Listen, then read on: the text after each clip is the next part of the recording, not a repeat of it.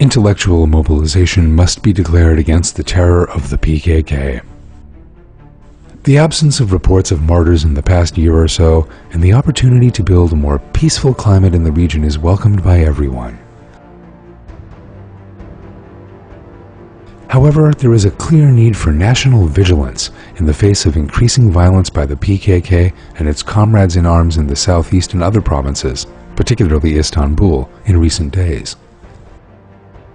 It appears that the PKK does not regard this peace process as a peace process at all, but as one of withdrawing in order to recuperate. The PKK is continuing to man checkpoints, to block roads, to kidnap people, and to commit blackmail, and is misinterpreting the warm and patient attitude of the state and taking advantage of it.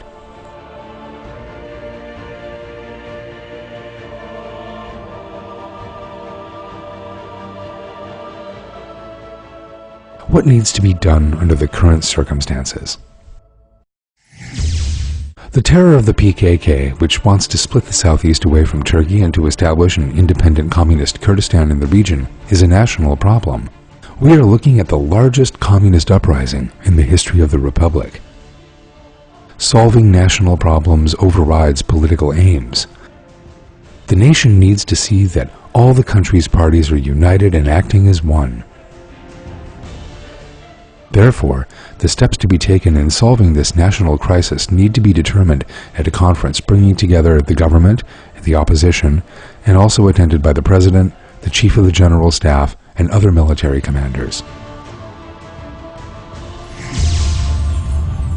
The idea of splitting the southeast away from Turkey is a plan still widely discussed by think tanks in America and Europe, and around which new borders and maps are being drawn. These circles regard the PKK as a most useful organization in terms of making that plan a reality. External support for the organization is therefore still continuing. It is described as a so-called fighter for freedom, and efforts are being made to have it removed from the UN terror list. The PKK is a Marxist, Leninist, and Stalinist organization. It gives its members ideological training, teaching them communism before they learn how to fire a gun. Propaganda is used to encourage young people to head to the mountains to join it. That philosophical propaganda and education is the lifeblood of the organization and of terrorism.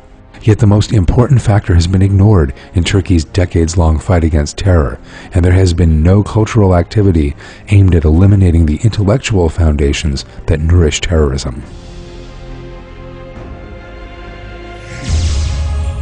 Clichés and demagoguery are of no use against an organization with an ideal and a cause, albeit a false one. One may think one is making progress with political measures, but in fact one isn't.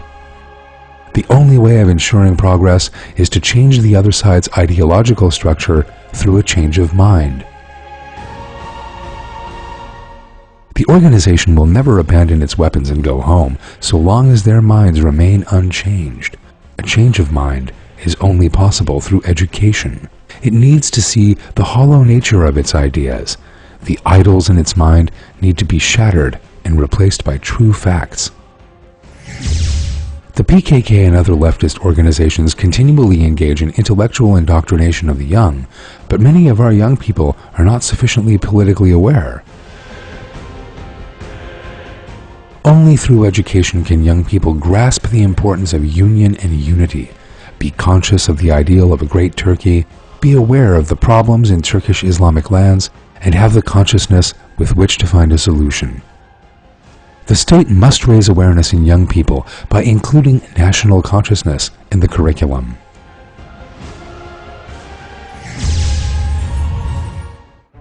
The supposed scientific foundation underpinning the PKK and all other Marxist-Leninist organizations is Darwinism. Young people in school are taught nonsense about their being the product of chance and about the evolution of history. The teaching in school of ideas such as our forebears were descended from animals and primitive communal societies existed in the past and then evolved to assume their current forms makes it much easier to build communist ideologies upon them.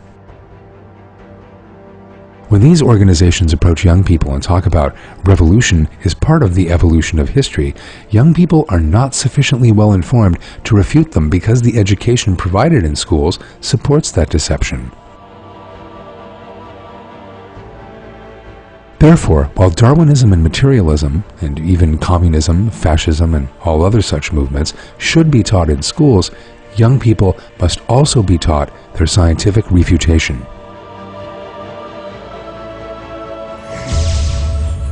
Education for young people is urgently needed, not just in the Southeast but in all regions. The loveless, angry, hate-filled, aggressive, and superficial language used by young people in social media points to a major threat. Ignoring that threat means preparing the grounds for a national disaster. A country's basic need is for spiritual regeneration.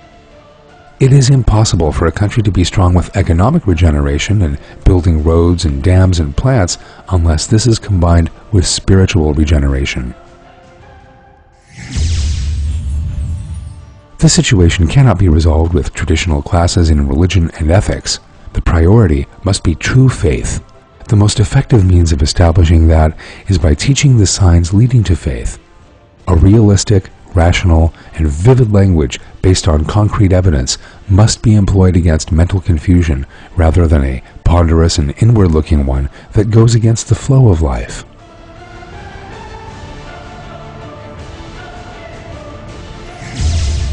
Such education can be provided in the Southeast through the state, as well as social and civil society organizations.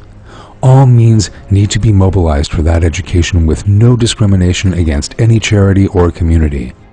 Differences of opinion between groups, charities, foundations, communities, and parties are unimportant in the face of Turkey being broken up. These differences must be set aside and a common attitude against division must be adopted. In promising peace to the people of the region, the PKK uses the superstition of the fanatics for its own advantage. Fanaticism, which regards women as semi-entities, which opposes modernity and the joy of youth, which is ignorant and cruel and ruthless and has no feelings of truth or justice, represents an ideal foundation for the PKK. The PKK and its allies stress how they will liberate women and value young people. Yet real liberation, equality, and justice for women will only come from full compliance with the Quran. This card can only be removed from the PKK's hand by spreading Quranic moral values against fanaticism. Our Kurdish brothers have suffered for many years. We are now in a time when their wounds will be healed and the Southeast will become like London or Paris. This is a time when Turkey will grow together and Islamic unity will be established. Our brothers, who suffered so much at the hands of the alleged Ergenekon organization for many years, have now fallen into the clutches of the communist, Marxist-Leninist, Stalinist, repressive, cruel, and ruthless PKK. It would be wrong to abandon our brothers to a new scourge when they have just escaped an old one. Neither the state nor the nation will turn a blind eye to such a thing.